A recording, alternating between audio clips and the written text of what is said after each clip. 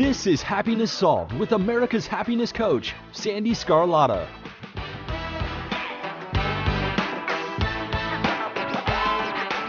Hello, and thank you for joining us today. I'm so happy you're here. Happiness Solved is the place where we explore everything you need to become the best possible version of you. This is Sandee Sgarlata, and today I've got some exciting news for our dedicated listeners. We've just launched our exclusive members-only portal. This is your ticket to a world of additional content designed to deepen your understanding and engagement with the Happiness Solved mission. To learn more about all of the exciting benefits, stay tuned until the end of the episode where I will explain in greater detail. For those interested now, head over to happinesssolved.supercast.com. Today is another amazing conversation, so let's get started.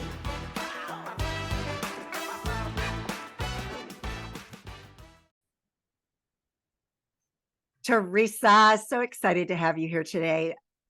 I've been waiting for this interview for so long, and you've been so flexible with scheduling and all of this stuff. How are you doing today?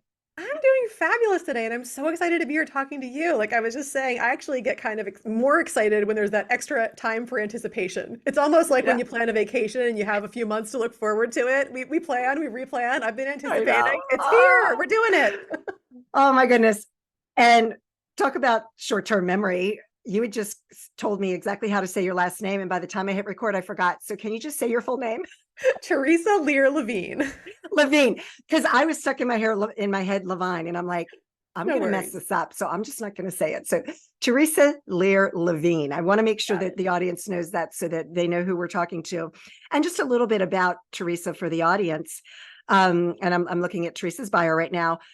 So your battles with past traumas, high functioning anxiety, and ADHD trapped you in a recurring Groundhog Day of dis-ease, distraction, and dissatisfaction.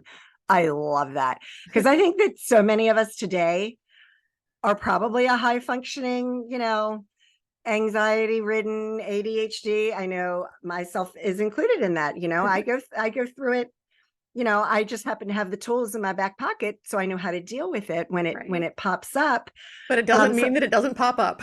It's gonna pop up. And my son, who's now 23, was diagnosed with severe generalized anxiety disorder when he was 15, 16 years old. And so that's a whole nother topic of discussion on how to raise a child that's having that, because there's certain things. And to this day, all I have to do is just say, breathe. And he starts breathing, and he's like,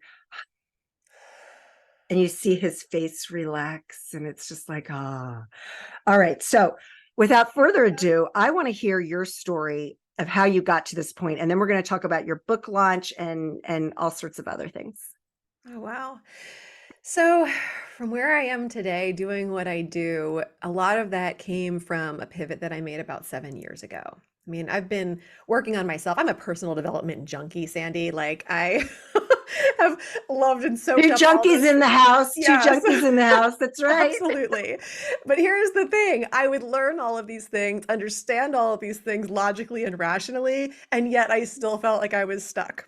And I was not able to take the aligned action with the things that my brain understood. And I didn't understand that my brain was just trying to keep me safe, and that all of these things that I so desperately wanted and was remaining separate from, either because I wasn't aligned with the vibration of them or because I didn't know how to make them familiar and safe, my brain was just doing its job. But it was around 7 years ago. I'm a mom of four. I have four boys. My gosh. Okay, that right there puts you at a whole nother level of sainthood. No, I don't know about that. But I mean, my children are constantly giving me opportunities to grow, every single day since, I was pregnant with the first one. There's been just endless opportunities to grow. And about 7 years ago was when my fourth was coming into the world. And I was already just kind of losing it, honestly. I'm just going to be frank about it, trying to run businesses from home, trying to raise these kids, wanting to check all the things off the to-do list every day, that type A, high functioning anxiety. And from the outside, everything looked great, and my businesses were doing okay. My kids were doing okay. I was doing okay. Marriage doing okay, but nothing really was feeling fulfilling and great to me. I was feeling the chaos, cortisol spikes, and confusion, when what I really wanted was the calm, clarity, and confidence to be able to kind of move through my day with the ease and the joy and the happiness that I felt like I should feel, but that wasn't really like hitting with me. Because you were shitting all over yourself, weren't you? You got it. Exactly. And yeah, I like to call it sometimes headbutting. Like I would get these Yeah. great ideas, or I'd start, kind of going with the flow, or like with what felt like my highest excitement, which is always the right way to go, right? And then all of a Yeah. sudden it would be like, oh, but what about the kids? But what about this? But what about your marriage? But what about how are you going to find time? But what about that last thing that you tried that didn't work out? But just kind of in my head, all these buts were coming up, and I would, find myself kind of reverting to the lack mindset instead of the endless possibilities and abundance that were available for me. So that was when I really started getting into even more personal growth and development and understanding things like nervous system regulation, which for me, and I feel like it's such a buzzword these days. I don't know if it's because I work in nervous system regulation that I hear more about it these days, or, kind of like, you look for the red car and then you see the red car everywhere kind of thing, or if more Right. people are just, getting in tune with it. But I didn't understand how regulating my nervous system would help everything else come together too. And once I did, all that stuff that felt inactionable or too difficult, too hard, impossible even beforehand became doable. And from there, I started like unraveling a lot more of the subconscious mind and, going deeper in with things like hypnotherapy and emotional freedom techniques. And those became the things that really pulled me out of my funk, whether that meant that I was able to make greater advances in my business and breakthroughs with my money mindset, or whether that meant I was able to show up as a totally different kind of mom, or a better wife, a better friend, all those different things. I just started showing up in my own life in this whole new way. Mhm. You just unpacked so many things, and I'm trying to figure out which direction I want to go in because there were so many gold nuggets in there. So let's talk first about nervous system regulation. Now, just to put your mind at ease, I haven't heard that often. Okay. So it probably is that you're living in that space. It's my red car. It's your red car. Exactly. So, but I have heard people touch on it. Talk a little bit more about that. I have an idea of what you're talking about, but I'm not going to put my own misconceptions of it because I'm not really sure exactly what you're talking about. So can you talk the audience through what nervous regulation is and maybe a couple of ways in order to accomplish it? Yeah. So, I mean, for me, I found that I got the greatest nervous system regulation and relief through emotional freedom techniques. And if I can explain kind of that in relation to this, I Yeah. think it's going to make it make a lot more sense. Okay. So, when you're feeling that high functioning anxiety, or you're feeling anxiety in general, you're usually in a state of dysregulation. Okay. And that's like learning to understand when you're feeling dysregulated versus when you feel regulated really helps you to understand the transitions that you make in the nervous system and the resiliency that comes when you learn to create that regulation, which is what you want to be able to do to move kind of flexibly between those states. We're always going to have things in our life that cause us to become dysregulated. And we always have the opportunity to return to a regulated state where we feel safe and secure to go about our business. And when I started doing emotional freedom techniques, it was like I finally understood when I was feeling one way versus another, instead of kind of living in that like kind of like frenetic, chaotic kind of feeling inside of my body, which just had become a normal state for me. But the problem is like, and that's the whole like fight, flight, freeze, flee, fawn, all those things that happen in our amygdala and that little, almond shaped, walnut shaped, whatever nut it is, part of our brain that, gets triggered when something makes us feel unsafe. And, back in our cave woman days or whatever, if we were being chased by a saber-toothed tiger or something, great. That made total sense. And it allowed us to shut down all of those things that weren't vital to our survival at that time and simply focus on survival.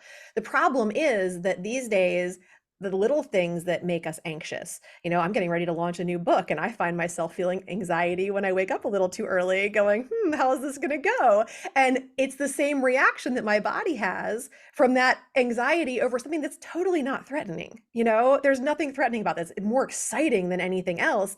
But I know that my cortisol's going up at those times, my stress levels are going up, and different systems in my body are functioning less than they normally would or should if I were not in that state. So we have all of these little triggers, these actually non-threatening things that are raising our stress hormones. When our stress hormones are up, all those feel-good things like oxytocin and stuff can be only down. It's like a seesaw. If one ends up, the other ends down, and vice versa. So anything that we can do to lower those stress hormones allows us to have the possibility, at least, to elevate the good feelings. So with emotional freedom techniques, which people may have heard of as tapping, have you heard of it before? Yeah, I have heard of tapping. Okay, Yes. so we get to actually tap on these meridian endpoints. We use ancient Chinese wisdom and the same kind of endpoints that you would use if you went to see an acupuncturist or went for a nice deep tissue massage or something like that.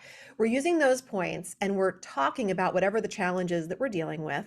And we're sending, in doing that, a signal directly to our amygdala, bypassing like the frontal lobes and the things that are normally accessed through basic, talk therapy and things like that, and getting the additional relief of that fight or flight instinct being calmed. And through that, like in the course of sometimes just like 5 minutes, you can reduce your stress hormones by up to 43%. Wow, that's It's significant. insane. So, Yeah. and from that place, I always say, to me, it feels like if I was like at a concert and I was in the front row, and I might love being in the front row and it's great to be at the concert, but it feels a little unsafe. There's people there, and maybe somebody's crowd surfing above your head, like who knows? And then once I do a round of EFT tapping, it's almost like I kind of raised up into like the presidential suite, and all of a sudden it's like I have perspective over everything. I have this whole new vantage point, and everything just feels kind of like logical, rational, and peaceful. I Regulated. love it. It's regulated. I love that. Wow. And you talked a little bit in the beginning about this, and then you mentioned it here just a few minutes ago as well, where so often that, ego mind or whatever kind of gets in your way. How does that regulation really, and you may have answered it and I just didn't hear it in a way, so you just repeat yourself if needed. Um, how does that play into that regulation when that ego is trying to take over and tell you what you're doing or what you're not doing and things like that? Yeah. Well, if you were doing tapping, the whole heart of the process is about love, acceptance, and forgiveness. So Okay. all of that is going to calm down a lot of that ego right away and really bring you into elevated consciousness and awareness about whatever it is that you're working on. So, like when we do a round of tapping, we focus on one thing. And what I love about it is that we get to focus on negative things. And we live in this world where like everybody just wants us to like feel better. Sometimes there's almost this like toxic positivity about how we just need to like convert whatever crappy thing we're dealing with into something like bright and shiny. And it doesn't feel good. We're resistant to that because we actually need those emotions are here to lead us somewhere, tell us Right. something, give us That's right. something. So when we actually get to acknowledge those emotions and create genuine love, acceptance, and forgiveness around them, then guess what? We actually feel better, genuinely and authentically. And that's why tapping and also hypnotherapy are effective on anything that you can feel, whether it's physical or emotional, whether it's something that happened a really long time ago. I work on a lot of past trauma with people, or something that you're future pacing about. That would be the anxiety. But in either instance, you're allowing the power from the present moment, the only place that we actually have any power anyway and can do Right. anything with those things, to like leak back to the past or to leak forward to the future. So techniques like this allow us to pull that power back into the present moment where we can use it and really amplify our authentic self. I love it, because that's really, anxiety and this, and I'm going to say this, and this isn't to minimize anyone's anxiety, because it feels very real in the moment. And as I mentioned, my son has severe generalized anxiety disorder. However, when you break that down at its core, anxiety is really just an illusion. Yeah. Nothing And real so is can be threatened, stress. right? It's stress and it's an illusion. So this is a good transition into your book, because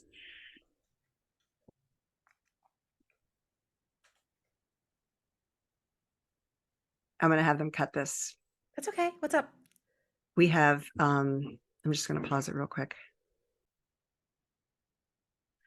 So this is a good opportunity to move right into your book.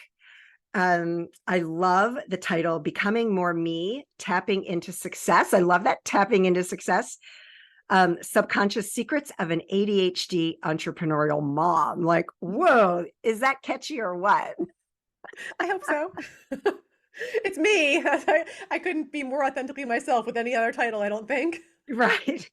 So tell me about the book, and what will people get out of it that can help them navigate through all of this? Absolutely. So, this book is a culmination of my own stories, lots of different vulnerable sharings from my own life, as well as other anecdotes. But it's not my story per se. It is kind of applied to these different things that help us to transform in our life. So there's a lot of actionable things in this book. There's EFT tapping rounds that are done on subjects that I think all of us have difficulty with, like getting grounded and slowing down, like procrastination, things like that. That I don't know anybody that's a stranger to these things. And there's also a whole bonus website connected to the book. So there's like hypnotherapy audios and videos and other things. So there's a lot of things that people who want to actually get their hands on and try these things will be able to. And then I really do trust and believe that the people that are reading this book are going to be able to really connect the dots between the stories that I'm telling and their own lives, and understand how these things really translate into their own life, even if they're not, in the same kind of position or whatever that I am. You don't have to be somebody who's writing a book or coaching other people or whatever to be dealing with a lot of these things. And you don't even have to be you don't have to have ADHD either, because in this day and age, we're all distracted. So, I mean, I think a lot of the things I discuss about the distraction and the focus issues are pretty universal also. So I'm just really hoping to connect with those people who share those things and help to give them support and, a little bit of light in their corner to shine in there, and also to help them to shine the light in the dark corners of their life and really be able to transform those shadows and benefit from the darker side of things too. I love it, because there's so many people, and I love how you brought that up, that even if you're not launching a book and coaching clients, it doesn't matter. It's just fill in the blank. We all have these struggles on a daily basis. So the last thing I want to talk about, because we've talked about the anxiety, let's talk a little bit about ADHD. Sure. What are some tools that you have used in your own life to help you stay on track? I know it's been a journey for me.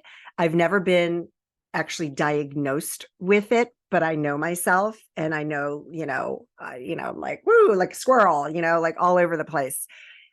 And I've learned to manage that. And so I have my own thing that works for me, but can you offer some suggestions of what people can do when they find themselves in that, like, squirrely, not being able to complete a project, finish what you start kind of thing?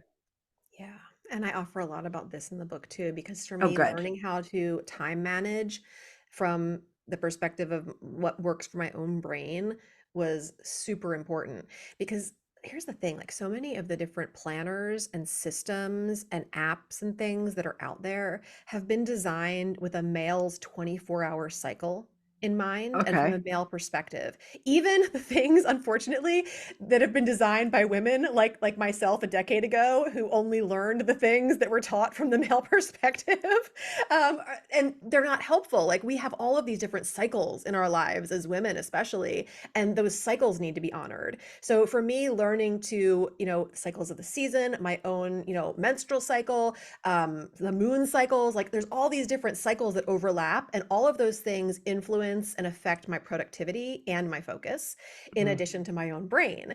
So taking into consideration cycles, taking into consideration my own like time management and planning resources, of which I also share in the book, how I plan my week from my ADHD brain and lay things out. Because for me, it's so important to actually write. We have a digital world pretty much right Yes. now and digital calendars, but I also use, like I have my remarkable pad right here, and I like that I get to use a pen and actually write on it. And that's what helps me get the concept of time, because ADHD can be really weird as far as our concept of time and time management and losing time. So when I actually look at a day and I understand that I have an appointment at a certain time, okay, it's going to take me a half an hour to drive there. It's going to take me a half an hour to drive back. I actually look at it and it processes and it makes sense. Versus if I Right. just look at my calendar digitally, none of that actually computes for me. And that might be different for other people, but for me, that's been really helpful to actually look at my day and spend time writing down what's going on and also setting intentions for the day, and realizing that, the to-do list is not something I ever want to be a captive to anymore. But, it is really helpful to do a good brain dump, get the important things out of our head, and then know that they're safely stored somewhere and be able to pull out the things that are most important on any given day and put my focus there. Any one of us, we only have so much bandwidth on any given day to give Yeah. to things.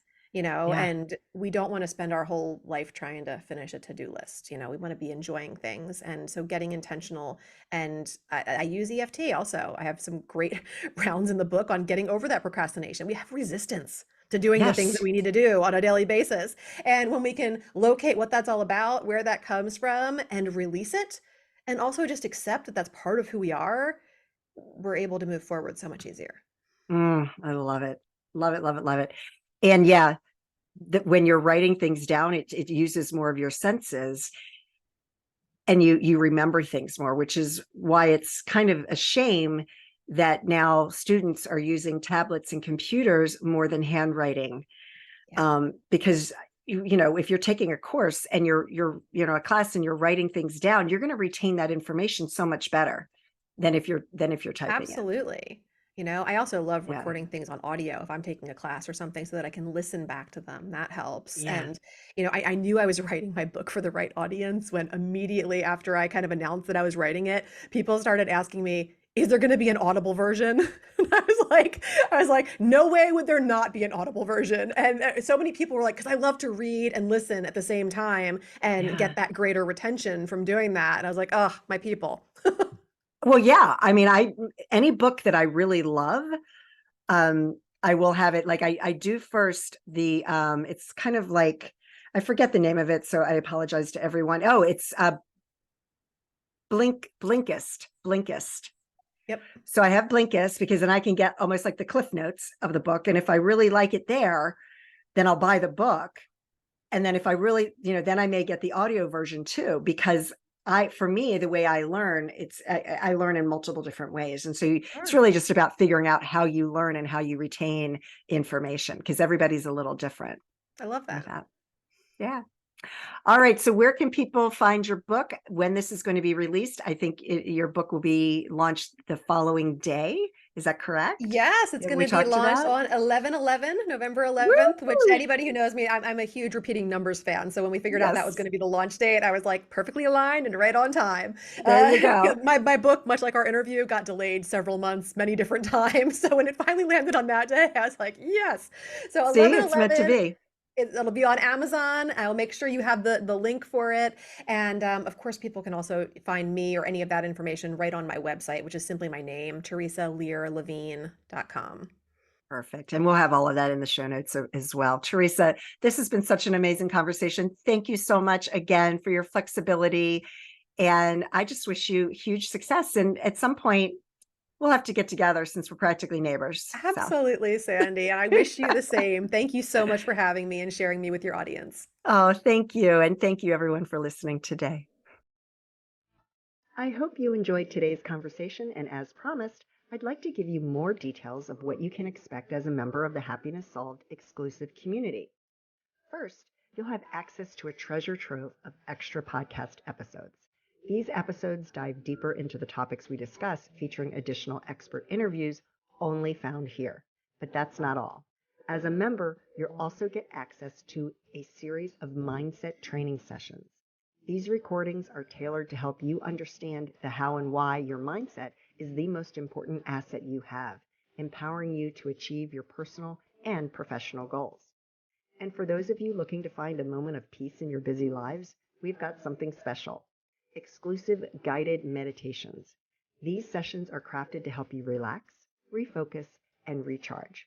Whether you're a meditation guru or just starting out, there's something here for everyone. Becoming a member is more than just accessing extra content. It's about joining a community of like-minded individuals, all on a journey to live life to its fullest and become the best possible version of you. So how can you join? It's simple. Go to happinesssolved.supercast.com and sign up. Don't miss out on this opportunity to deepen your journey with us. Again, that's happinesssolved.supercast.com, and it will also be in the show notes. I am so grateful you're a part of our Happiness Solved family, and I thank you from the bottom of my heart for your continued support. Again, I am so grateful for you, and I hope that you and your family are healthy and safe, and that your lives are filled with peace, joy, and happiness. Take care, everyone.